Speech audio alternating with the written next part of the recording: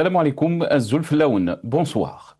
Animant une conférence de presse au siège du ministère des Affaires étrangères, M. Attaf a affirmé aujourd'hui que les résultats de la 4e édition de la foire commerciale intra-africaine 2025 organisée du 4 au 10 septembre à Alger étaient exceptionnels, records et inédits. L'édition d'Alger a été un franc succès reconnu par toutes les institutions continentales ayant contribué à son organisation et l'ensemble des participants, ajoutant que les chiffres sont là pour confirmer que les résultats de cette édition étaient exceptionnels. Il souligne que cette édition a été marquée par la participation des dirigeants de la Tunisie, de la Libye, de la Mauritanie, de la République sahraoui, du Tchad, du Mozambique, de la Grenade, de la Barbade et de la Saint-Christophe et Nièvre, des anciens présidents du Nigeria et du Niger, des vice-présidents de la Namibie, du Kenya et du Premier ministre du Burundi. Et de rappeler que cette 4e édition de l'IATF avait enregistré la participation de 132 pays, dont 70 représentés par des stands, parmi lesquels 49 pays africains et de 2148 exposants. Selon les chiffres présentés par M. Attaf, qui a révélé le niveau record des transactions conclues avec la signature de contrats de partenariat d'une valeur de 48,3 milliards de dollars, précisant que la part de contrats conclus par les sociétés et entreprises algériennes s'élève à 11,4 milliards de dollars, ce qu'il a dit comme étant contrat finalisé. À ce montant s'ajoutent 11,6 milliards de dollars de marchés à l'étude ou en cours de négociation, autrement dit des engagements, a ajouté M. Attaf, soulignant que la valeur globale des marchés décrochés par les sociétés et entreprises algériennes s'élève à 23 milliards de dollars. Le ministre d'État a par ailleurs rappelé que cette édition avait été marquée par la création d'un fonds de financement des start-up et des jeunes innovants en Afrique, à l'initiative du président de la République, M. Ahmed Tebboune, au regard de l'importance du rôle de la jeunesse dans le développement du continent. L'Afrique que nous voulons est une Afrique pleinement engagée dans les révolutions scientifiques en cours, capable de s'imposer sur la scène internationale, de faire entendre sa voix, de jouer un rôle influent et de préserver ses intérêts, a soutenu M. Attaf. Dans le même ordre, le ministre de la Communication, Mohamed Mziane, a écrit dans une contribution parue dans la presse nationale que le rêve d'une Afrique prospère, dotée d'un commerce florissant, est né en Algérie. Entre récit et réalité, dans une Algérie nouvelle, où la médiocrité est le mot d'ordre. Plus grave, c'est le populisme et la démagogie qui font office de programme politique. Aujourd'hui, l'Algérien sait que le système de gouvernance mis en place depuis l'indépendance ne correspond pas à ses aspirations. Il est faux, obsolète, désuet et archaïque. Le monde a changé et les générations montantes sont ouvertes à celui-ci. Il n'y a plus rien à leur cacher. Elles savent tout et beaucoup plus que leurs dirigeants. Les liens de confiance se sont brisés. Ces jeunes se méfient de ces faux dévots qui ont mené et veulent encore continuer à mener ce peuple vers le chaos. Nous débattrons avec nos invités juste après cette petite intro.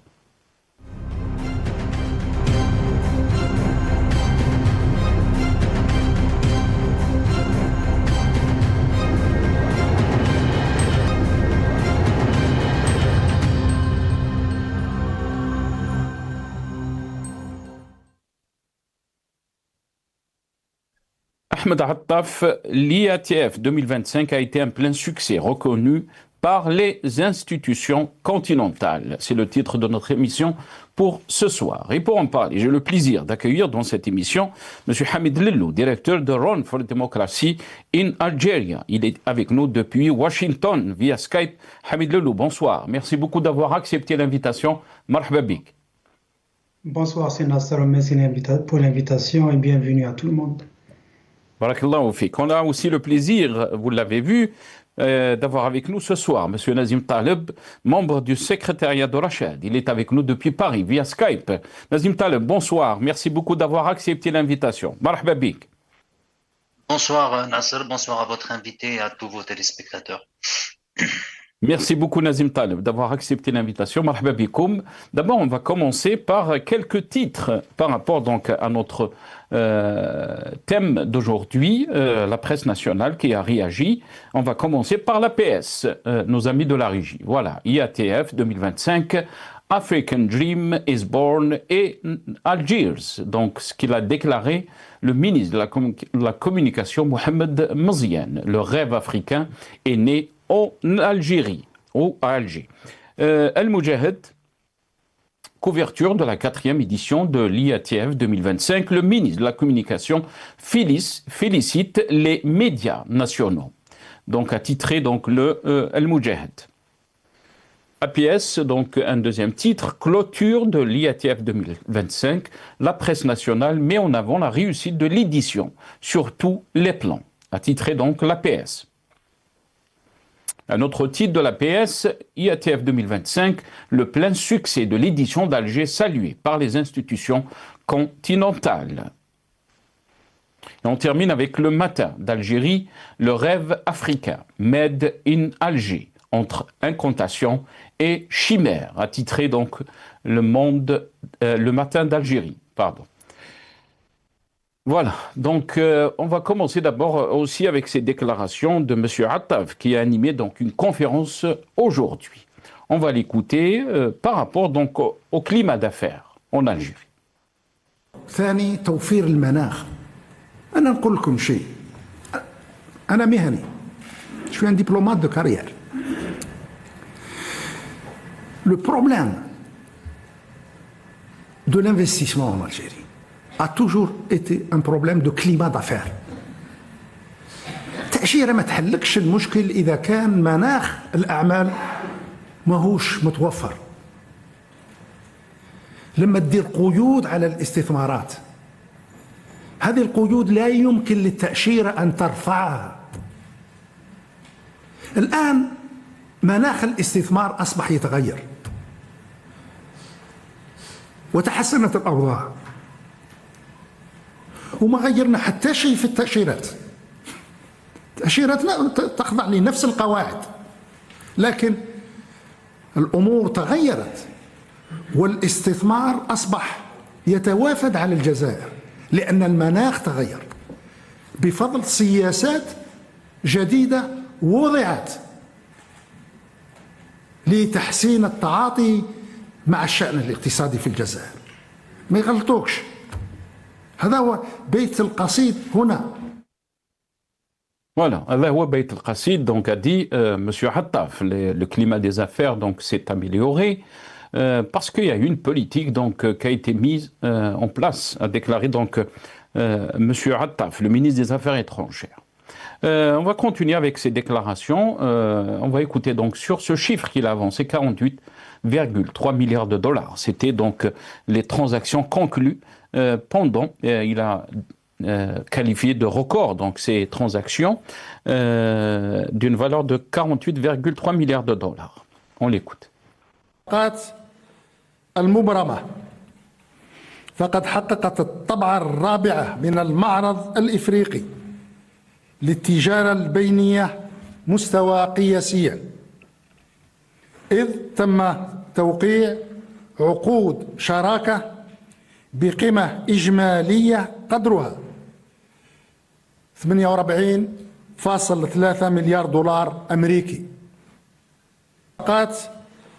المبرمة فقد حققت الطبعة الرابعة من المعرض الإفريقي للتجارة البينية مستوى قياسيا، إذ تم توقيع عقود شراكة بقيمة إجمالية قدرها 48.3 مليار دولار أمريكي.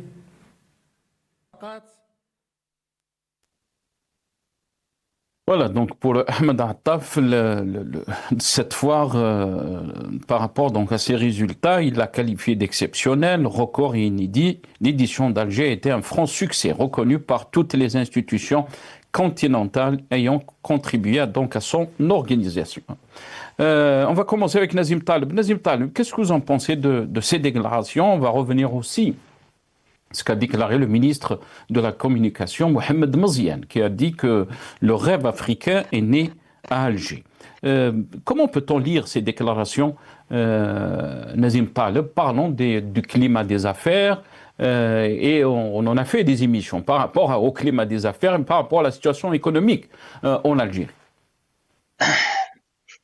Bon, il faudra juste rappeler au ministre des Affaires étrangères que l'investissement direct en Algérie en 2024, il n'a pas été mirobolant. Il s'est situé à peu près à 1,4 milliard, certes en augmentation par rapport à 2023, mais on parle d'un pays quand même aussi grand, aussi vaste que l'Algérie. Il a accueilli seulement, et ça c'est un rapport de l'ONU, le CNUSED, de 1,4 milliard d'investissements directs étrangers en Algérie. Donc, je ne crois absolument pas qu'il y a matière à se réjouir comme il se réjouit ce ministre. Comme d'ailleurs le ministre Zik, quand il a dit que les produits algériens on se demande de quel produit il parle. Pour revenir à cet événement, bon, c'est comme tous les événements précédents, c'est-à-dire qu'il y a déjà des protocoles d'accord. Donc, quand on parle de 44 ou 48 milliards de dollars, c'est des intentions. Alors, c'est pas forcément des investissements, mais ça peut être des contrats commerciaux entre entreprises. D'ailleurs, ce forum-là est plus dédié aux entreprises qu'aux États. Donc, par contre, ce qu'il faut relever, et c'est pour ça que il faut, en fait, c'est pas pour faire une douche froide, mais c'est la réalité.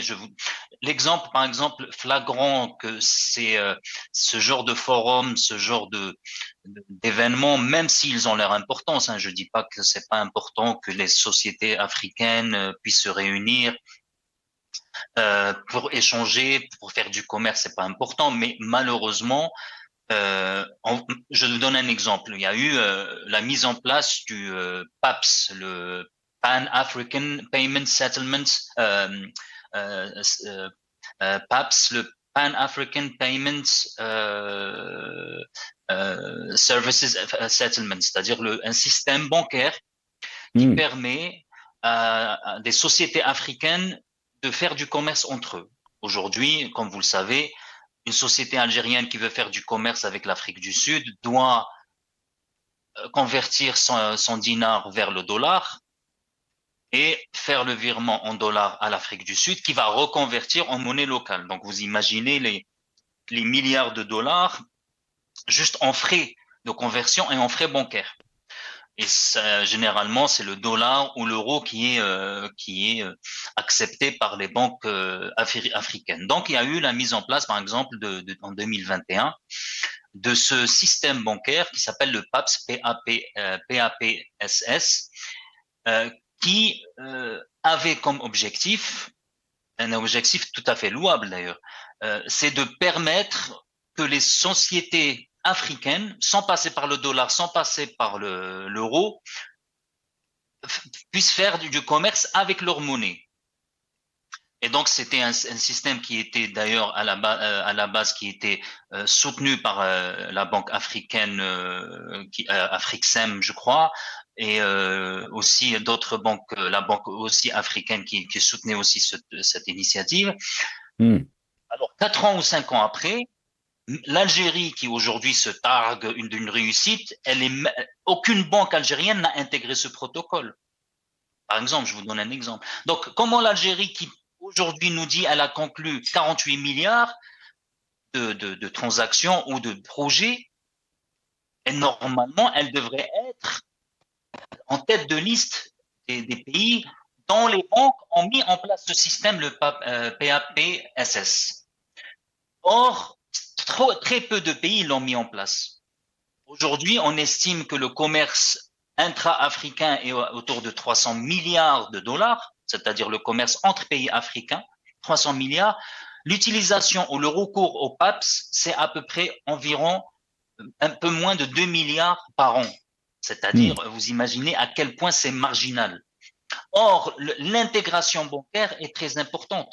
Sécuriser la transaction est importante. Sécuriser l'acheminement de la marchandise, c'est important. Offrir un cadre ou un état de droit qui permet, en cas de litige, à un opérateur algérien ou congolais ou angolais ou peu importe, de porter le contentieux devant des juridictions compétentes est aussi important. Or, il faut quand même bien le dire qu'en Afrique, on est loin de ça. Donc, c'est très difficile. C'est bien d'annoncer les 48 milliards, les 44 milliards, mais on l'a vu sur des éditions précédentes, comme l'édition d'Égypte, où on a aussi annoncé 44 milliards. Durban, en 2021, on avait annoncé à peu près le même chiffre. Aujourd'hui, on n'a pas un bilan chiffré pour dire est-ce qu'il y a eu vraiment 44 milliards ou c'est juste des intentions qui, au final, sont restées sans lendemain. Et je crois que on est plus dans ce chapitre populiste, à l'image du PAPS d'ailleurs, hein, parce que ça c'est vraiment quelque chose de concret. Le PAPS, on l'a annoncé en 2021. Aujourd'hui, il y a peut-être 7 ou 8 pays qui l'ont mis en place, alors qu'on est quand même sur un État africain, un continent qui contient à peu près 55 pays. Donc encore une fois, il faut vraiment se méfier des effets d'annonce, comme on peut le faire aujourd'hui, comme d'ailleurs on parle de l'Algérie qui accueille des IDE alors qu'on est à 1,4 milliard, c'est quand même ridicule par rapport à un État comme l'Algérie. Très bien. Vous avez annoncé, Nazim Taleb, le chiffre d'échange intra-africain qui représente presque 300 milliards de dollars, qui est immense. Mais juste très rapidement, est-ce que le chiffre algérien, donc par rapport à cet échange, ils ont avancé donc un chiffre de 2 milliards qui ne dépasse pas 2 milliards de dollars.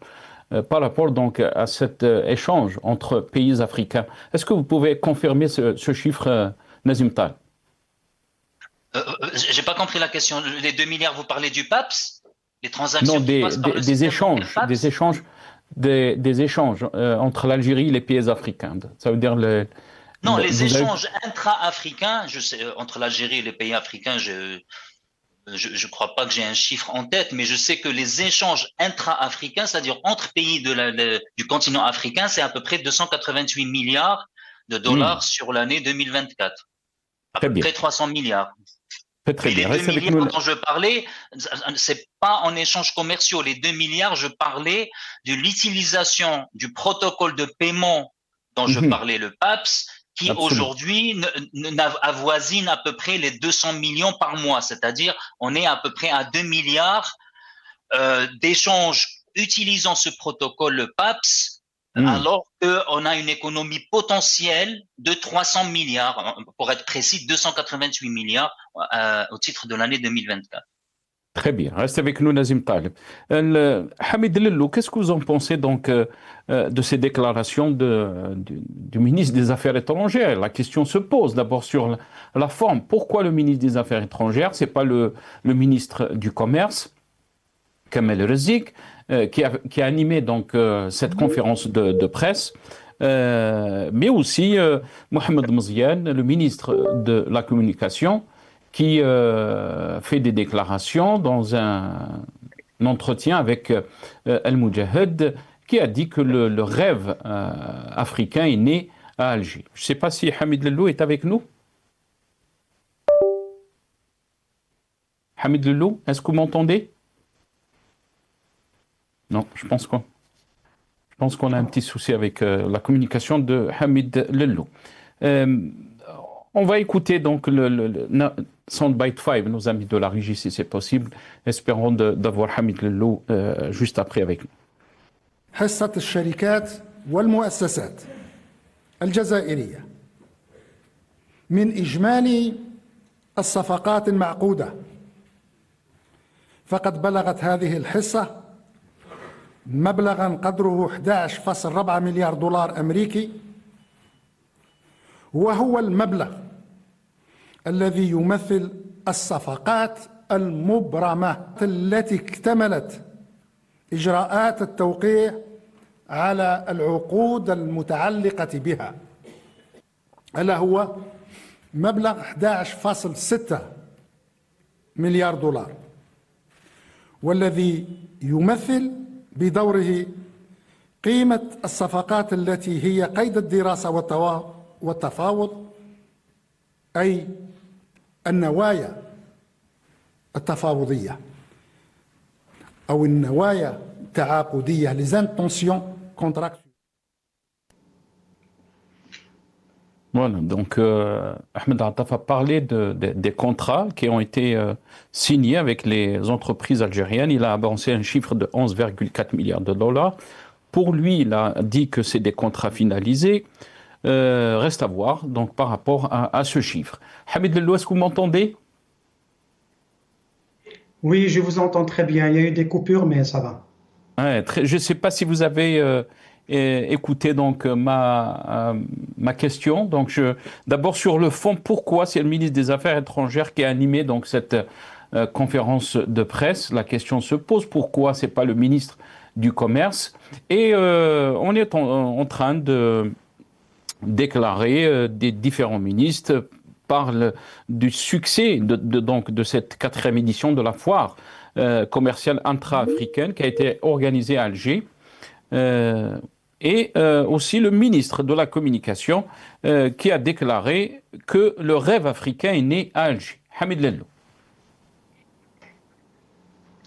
Oui, vous avez raison. Peut-être que ça aurait été mieux s'il y avait une conférence conjointe, ministre des Affaires étrangères, ministre du Commerce extérieur, ça aurait été bien. Mais bon, ceci dit, ministre des Affaires étrangères, il peut faire une conférence sur ce sujet et parler du commerce international. Tout d'abord, une note positive peut-être pour ce régime, avoir été capable d'organiser une conférence internationale de cette envergure. C'est la 3e édition, comme votre invité, M. Taleb, l'avait bien cité, après l'Afrique du Sud et l'Égypte, maintenant c'est Alger. Bon, c'est une bonne chose, c'est une victoire diplomatique pour le régime.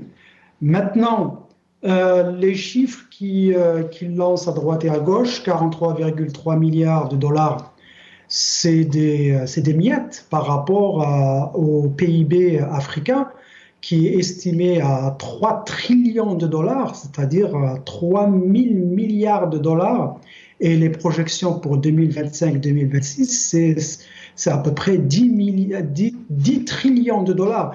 Donc, c'est vraiment une quantité négligeable, c'est rien du tout. Ça, c'est le premier commentaire. Deuxième commentaire, parmi les 48,3 milliards, je vois les chiffres, ils annoncent 11,4 milliards, ce sont les contrats. Ce ne sont pas les contrats, ce n'est pas des intentions. Apparemment, les intentions, c'est 11,7 et ça, c'est des contrats qui ont été signés par les entreprises algériennes. Comme on dit, le diable est dans le détail. Donc, qui sont ces entreprises? Moi, ce qui m'intéresse, c'est les entreprises algériennes hors hydrocarbures. Donc, si c'est Sonatrach ou bien si c'est des produits dérivés de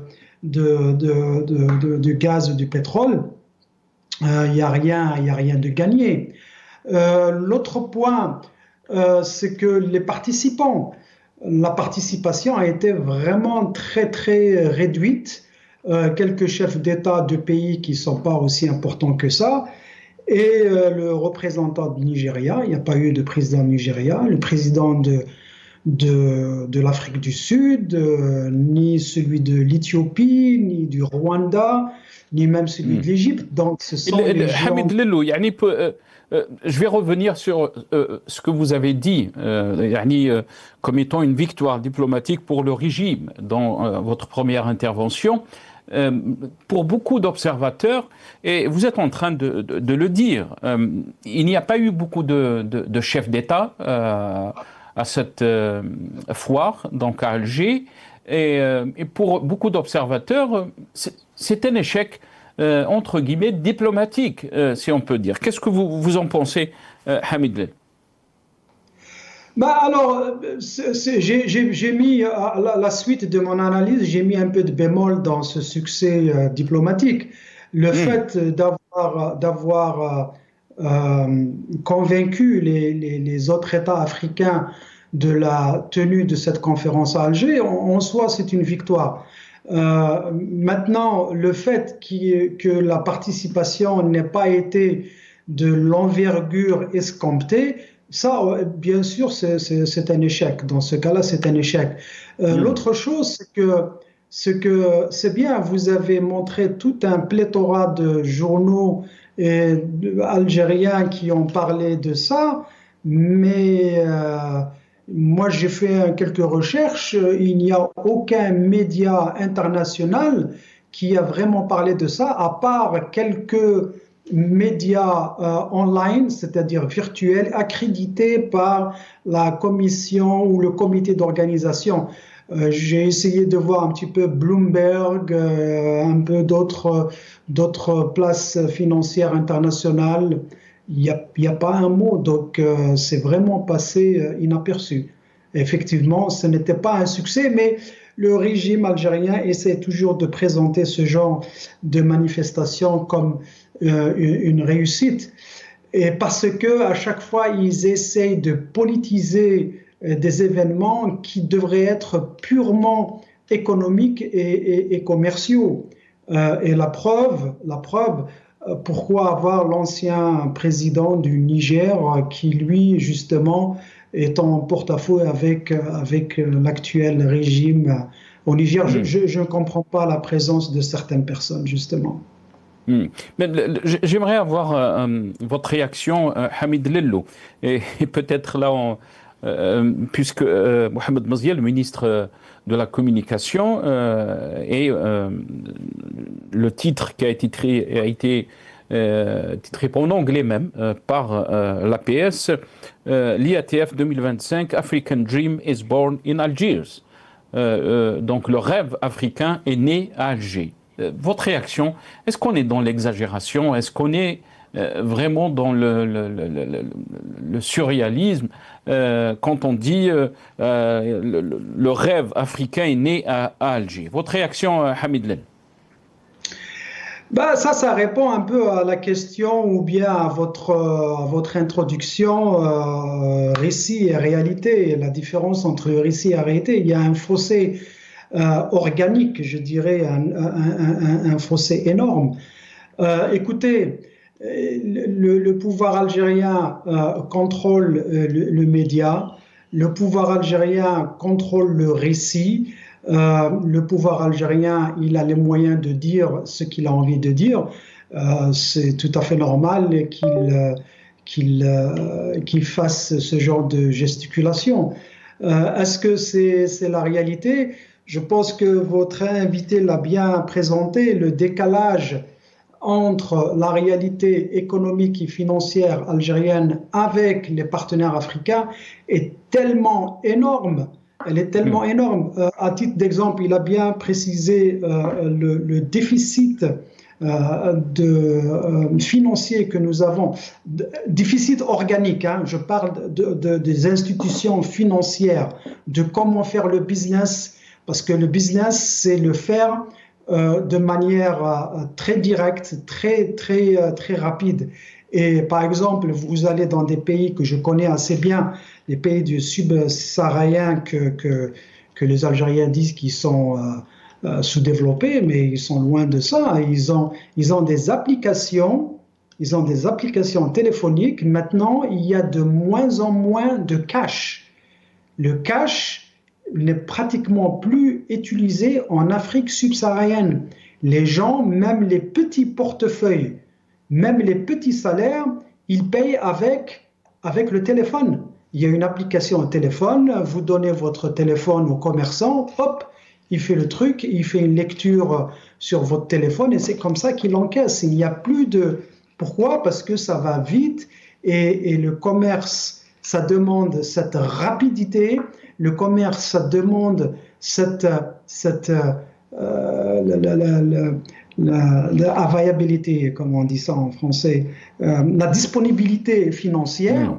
Et cette disponibilité financière, en Algérie, nous ne l'avons pas parce qu'on continue à faire du business avec des sacs de poubelles pleins d'argent cash qui perd sa valeur tous les jours. Et il a bien précisé, M. Taleb, les transactions qui se montent à des millions de dollars, il ne faut pas oublier que tous les frais de ces transactions de banque à banque avec des parties tierces coûtent de l'argent. Dinar, dollar, rand, par exemple, il a donné l'exemple de l'Afrique du Sud ou bien d'autres pays, c'est-à-dire qu'il y a des commissions qui sont touchées par les banques et ce n'est ni le vendeur ni l'acheteur qui est gagnant. Et par conséquent, le commerce algérien, il est réduit à quelque chose de minimum. Et d'ailleurs, moi, je demande à ces gens qui n'arrêtent pas de nous parler de ces transactions, même de 11,4 milliards de dollars, donnez-nous les détails. Quelles sont ces transactions? Quels produits ont été vendus? Et vraiment, est-ce que vraiment il y a eu des contrats ou c'est encore ces intentions? Très bien. Ben, la question a été posée aussi dans ce sens, Hamid Lello, puisqu'on va écouter le ministre des Affaires étrangères, M. Ahmed Attaf, qui a parlé donc de ceux qui doutent de ces chiffres qui ont été avancés. On l'écoute. الأرقام المسجلة فاقت كل التوقعات معالي الوزير. إشادة واسعة من طرف المنظمين المشاركين باستضافة الجزائر لهذا الحدث. سيد معالي الوزير، ردكم معالي الوزير على وسائل الإعلام والجهات التي تقودها من فضلك. شكرا سيدي. لا، شكرا على السؤال. لا أظن أنه من الضروري البتة أن أخوض شخصيا في الرد على ما يأتي في بعض الوسائل الإعلامية المعروفة.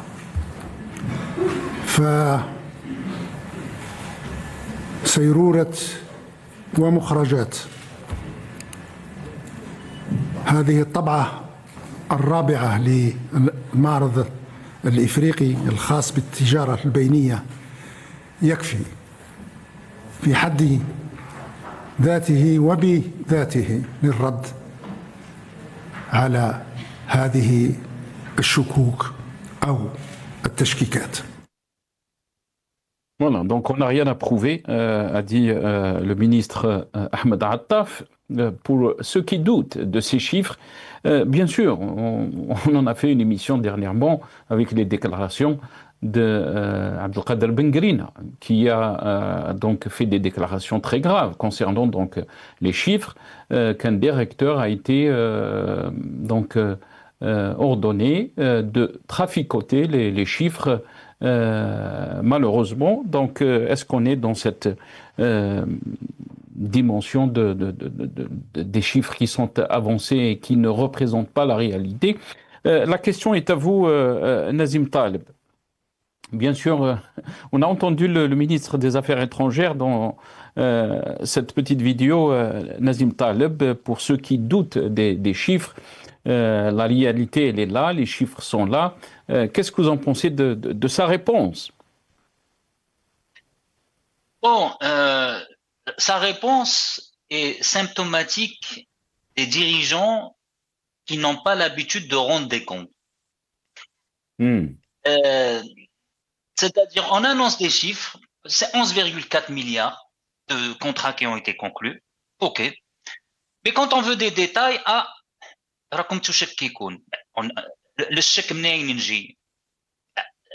le doute vient du manque de transparence, justement. Si il aurait répondu d'une manière précise, voilà, 11,4 milliards de contrats, c'est-à-dire fermes, c'est simple. Si c'est ferme et que c'est des exposants qui sont venus, sauf si ces exposants-là ne veulent pas que ça soit divulgué, à ce moment-là qu'ils disent par secteur, les pays qui sont concernés, le volume par transaction, sans donner forcément le nom des sociétés. C'est tout à fait possible si les sociétés veulent que ça reste secret. Mais non, on dit non, je répondrai pas. Et d'ailleurs, sa réponse ne veut rien dire. L'organisation de ce forum est une réponse par lui-même. C'est comme l'a dit votre invité, il a tout à fait raison. Ce forum, Déjà, il n'a pas eu d'impact au niveau international. Aucun média d'envergure n'en a parlé. Les 10 grandes économies africaines n'ont même pas été présentes en termes de chefs d'État. Hein. Égypte, Afrique du Éthiopie, Sud. Afrique du Sud, Maroc, l'Angola, tous ces pays, Kenya, tous ces pays-là, quand même, les 10 plus grandes économies d'Afrique n'ont pas été présentes. Donc, je vois pas de quelle conférence ou quel événement il parlera par lui-même, puisqu'il n'a même pas eu de succès auprès des concernés, c'est-à-dire les pays africains, du moins les 10 plus grandes puissances. Vous avez vu quand même ceux qui étaient présents, on peut pas dire qu'ils sont quand même représentatifs d'une économie forte africaine, sans bien sûr rentrer dans, je ne veux pas comment dirais-je, sous-estimé ou être blessant vis-à-vis. Mais c'est des petites économies. On parle de Tunisie, Libye, Mauritanie, République sahraoui. On ne sait même pas s'il a une économie déjà au passage, avec tous les problèmes politiques qu'elle rencontre. Le Tchad, le Mozambique. Grenade, Barbade, bon, excusez-moi, mais si c'est ça les participants, on peut pas quand même appeler ça un grand succès. Donc dire que les chiffres parlent par eux-mêmes, non, ici, monsieur le ministre, les chiffres ne parlent pas par eux-mêmes parce que les participants, en tout cas les pays qui devaient participer, avoir une participation assez importante, ne l'ont pas. Rappelons aussi que cette conférence, normalement, devait avoir des observateurs ou des invités d'honneur comme l'Union européenne, comme la Chine, comme la Turquie, qui a quand même un pied assez ferme en termes de présence économique en Afrique. Elle n'a pas été présente, la Chine non plus, l'Union européenne non plus. Pour moi, sincèrement, comme l'a dit, souligné très justement votre invité, je ne crois pas que c'est un succès. Bien au contraire, c'est un échec. Pour moi, en tout cas, cuisant. Après, donner des chiffres, 44 milliards, 48 milliards, ça veut rien dire. Et surtout, si on ne peut même pas répondre aux contrats qui ont été soi-disant fermement conclus, à savoir les 11,4 milliards. C'est-à-dire qu'on rend pas des comptes, on vous donne des chiffres, il faut que vous les acceptiez comme ça. Et si vous n'êtes pas content, ben ça veut dire vous êtes mukharribin, mushkikin, et vous connaissez le discours, le discours qui suit, quoi. Voilà. Nazim Taleb, cette conférence ou cette foire, donc, elle vient presque une année après donc, cette élection présidentielle de 2024. D'abord, on a commencé à parler du bilan économique, du bilan donc, de Ahmed Tebboune par rapport à son deuxième mandat. On a vu ces derniers jours, par exemple, l'accident du bus qui a fait donc 18 morts, birhamhum ou sa'alihum. Et là, beaucoup de voix se sont élevées pour d'abord critiquer la situation économique que vit notre pays. On a vu des bus qui datent vraiment je ne sais pas de quelle année. On parle de 35 ans, de 40 ans, donc l'âge de ces bus. Et bien sûr, on a vu Ahmed Tebboune prendre des décisions. On a dit que c'était des décisions historiques. L'importation de 10 000 bus, alors qu'auparavant on avait fermé un peu l'importation, mais aussi l'importation des pneus et des pièces de rechange. Comment peut-on lire donc ces décisions et ces discours très positifs des responsables algériens? Ben, écoutez, vous savez, le problème, il est, regardez, un bus, soyons simples, un bus, même s'il a 50 ans, il est très bien entretenu, il n'y a pas de raison de douter de la sécurité que cela, sauf si, bien sûr, il y a des normes de sécurité nouvelles, l'airbag, je sais pas moi, l'air conditionné, etc. Et même des bus anciens, on peut les façonner ou les mettre en conformité si c'est le cas. Le problème, c'est pas l'âge des bus. En fait, on a voulu cacher un problème beaucoup plus profond. C'est premièrement l'état des routes. Deuxièmement, des décisions complètement irresponsables. Quand on décide d'importer de la pièce, surtout après le Covid et la chute du prix du pétrole, forcément, ça a des conséquences.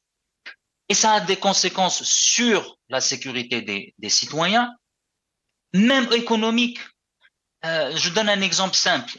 Une voiture qui est mal entretenue sur le périphérique ou l'autoroute sur Alger, etc., qui tombe en panne, ça vous crée des centaines de kilomètres de bouchons. Donc, c'est des centaines d'heures de travail perdues, c'est des milliards de perdus pour l'économie, parce que les pannes créent des bouchons, créent une panne économique. Ça, c'est juste au niveau économique. Alors, quand il y a des morts, c'est encore, comme vous l'avez dit, Rabbi yarhamhum. Yarham kamel الناس اللي ماتوا في الطرقان, parce qu'il n'y a pas que 18, il faut le rappeler. Pendant des années, l'Algérie, elle avait même à un moment donné été numéro 1 au-dessus, elle a devancé la Colombie en termes de morts relativement au nombre de la population. Donc le problème, c'est pas les bus, c'est tout un problème. Je vous donne un autre exemple. Comment des bus comme ça, en Algérie, il y a un contrôle technique qui est obligatoire. Et quand il s'agit du transport des personnes, il est obligatoire chaque 6 mois. Pourquoi on met en cause par exemple, le chauffeur et le receveur? Pourquoi le procureur de la République, quand il fait une conférence de presse, ce procureur, s'il était vraiment dans un pays de droit, vous savez ce qu'il aurait fait? Il serait déplacé là où il y a l'accident.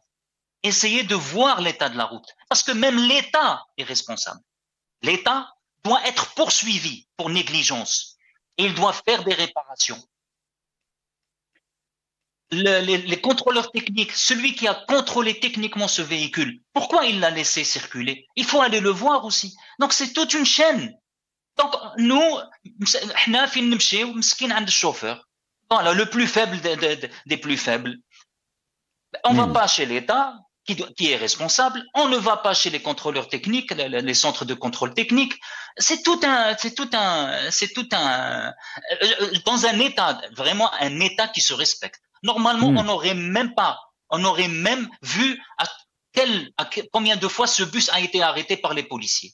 On aurait vu c'est qui le policier qui l'a arrêté, pourquoi il n'a pas immobilisé le véhicule. Même ce policier-là qui l'a arrêté, peut-être juste pour un simple contrôle, hein, papier, etc., 3 mois, 4 mois, il aurait été interrogé. Et là, effectivement, on aurait effectivement fait face à un problème réel qui est à savoir un état de délabrement de nos routes qui est absolument phénoménal. Très bien. Reste avec nous, Nazim Taleb. Hamid Lellou, bien sûr qu'on a attendu le ministre des Affaires étrangères répondre sur la question du Mali. Donc la question diplomatique, puisqu'on en a discuté dernièrement de cette plainte qui a été déposée par le Mali contre l'Algérie auprès donc du CIJ, la Cour internationale de justice. On va écouter la réponse d'Ahmed Attaf. Monsieur le ministre, bonjour. C'est Rania Efrassi, journaliste à Radio Ifriqiya FM. Monsieur le ministre, des informations circulent selon lesquelles le Mali aurait déposé une plainte contre l'Algérie auprès de la Cour internationale de justice. Quel est votre commentaire à ce sujet? Merci.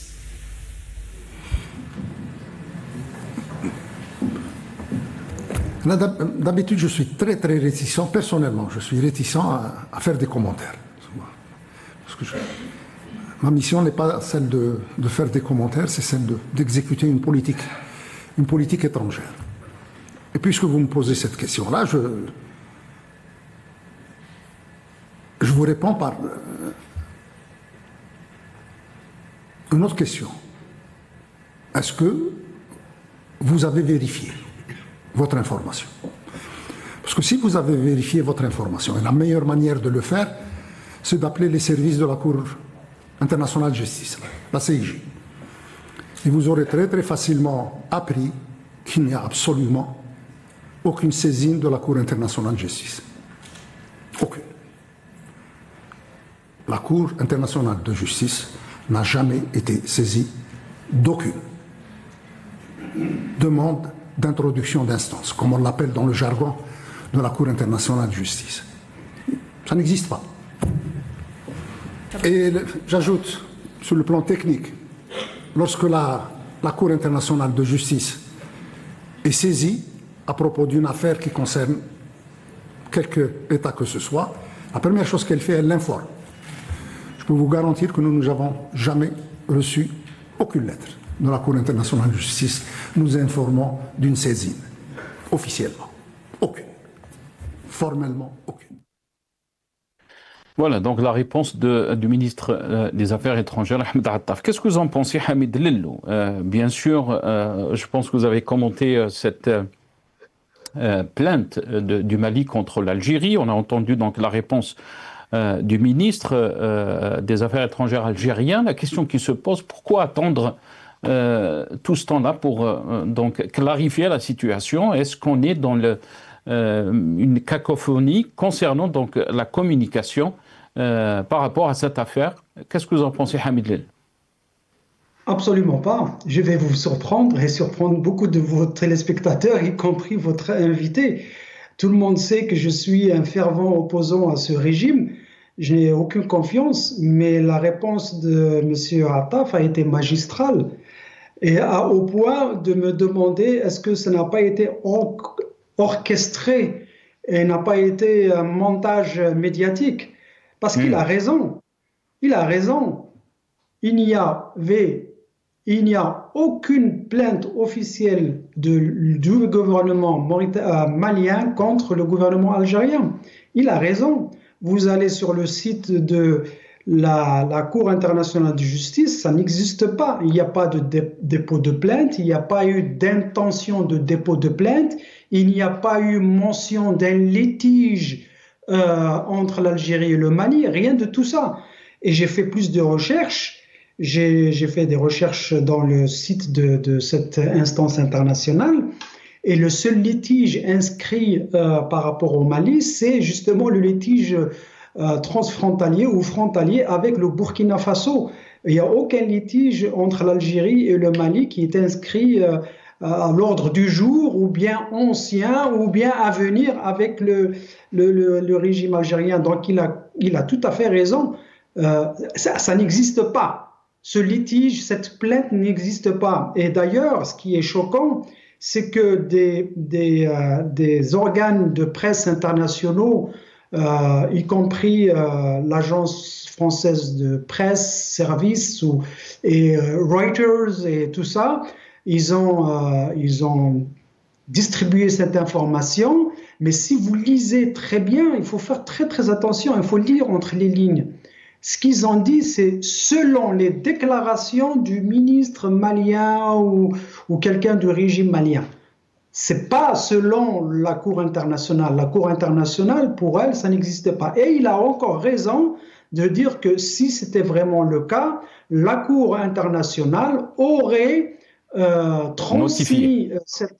notifié l'État concerné par ce litige. Donc, il a tout à fait raison. Ce n'est pas une cacophonie de la part du régime algérien. On peut blâmer le régime algérien pour beaucoup de choses, mais pour nous, les opposants, il faut qu'on fasse très, très, très attention de faire nos devoirs. You need to do your homework. Il ne faut pas comme ça balancer des accusations parce que ça donne des arguments extraordinaires, tellement voulus par le régime. Et c'est pour ça qu'il était tellement content de recevoir cette Quand vous dites Hamid Lello, on va comprendre ce que vous êtes en train de dire. Quand vous dites que le régime veut nous mettre dans une situation, qu'est-ce que ça veut dire? Parce qu'on a souvent peut-être discuté cette question aussi que souvent les opposants au régime algérien on leur colle l'étiquette qu'ils sont contre l'Algérie. Ils ne sont pas contre le régime algérien. C'est ce que vous voulez dire? Je suis très bien placé pour le savoir. Je suis très bien placé. J'espère que je fais partie de cette opposition. Mais je demande à cette opposition algérienne d'être plus intelligente, d'être informée, de faire sa recherche, de développer des thèses qui tiennent la route. Il ne faut pas, parce que vous avez reçu, oui, c'est Le Monde qui l'a annoncé, c'est Reuters, mais écoutez, il faut aller à l'origine avec ces moyens de technologie de communication, nous avons l'Internet. Allez-y sur les sites officiels, vous allez voir, il n'y a que le Mali officiel qui est en train de raconter cette histoire. Ils peuvent dire ce qu'ils Mais veulent. Hamid Lelou, pour ceux, quand on voit par exemple l'évolution de notre diplomatie, et souvent vous étiez mon invité quand on a discuté de ces questions. On a vu cette évolution de la diplomatie algérienne qui était un peu à côté de la plaque, qui n'était pas à la hauteur des défis internationaux. Par exemple, la question avec l'Espagne, on a vu ce qui s'est passé avec la France, avec d'autres pays aussi. Est-ce que vous pensez que c'est peut-être ça qui pousse à penser que on est souvent dans le tort, si je peux dire ça? On est souvent dans le tort de la part de l'opposition. Non, de la position diplomatique algérienne. La position diplomatique algérienne, elle est dans le tort parce qu'elle n'a pas évolué. Le monde a évolué autour, mais le régime algérien n'a pas évolué. Il est en train d'essayer de se rajeunir en nous sortant des histoires. Par exemple, pendant cette foire, ils ont sorti cette vidéo sur Boumediene, la première. J'ai pas envie de.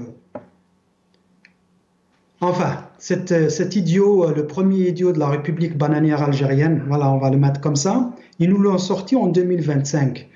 Moi, ce que je suis en train de dire, je suis en train de dire que des fois, il y a des maladresses au niveau de la communication de l'opposition algérienne qui donnent des avantages à ce régime. Par exemple, cette histoire de réaction par rapport à ce qui s'est passé avec la plainte du Mali. La plainte du Mali n'existe pas, officiellement, elle n'existe pas. Les Maliens peuvent dire ce qu'ils veulent, ça n'existe pas.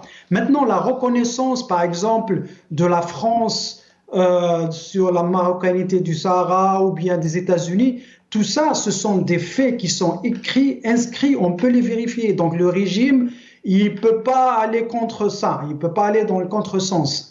Et d'ailleurs, moi j'ai envie de lier cette histoire, et si vous le permettez, ça va prendre 30 secondes. Oui. Le problème que nous avons en Algérie, nous avons un problème de régime. Ça, tout le monde le sait. Mais de manière organique, comment on va le montrer, on a un problème de crise institutionnelle. La non-transparence, comme M. Talbi vient de dire, il est dû au fait que ce régime n'utilise pas les institutions. Les institutions, elles sont une façade qui n'ont pas ce pouvoir réel. Et pour preuve, ils le savent, mais ils le font quand même. Quelle était sa réponse quand on lui a posé la question par rapport au Mali? Il a dit, allez vérifier l'information à la source sur le site officiel de la Cour internationale. C'est ce que j'ai fait. C'est ce que j'ai fait. Lui et ses acolytes dans le régime, au lieu de dire « Ah, mais vous ne nous croyez pas à chaque fois comme ça, donc je ne vous donne pas de réponse ».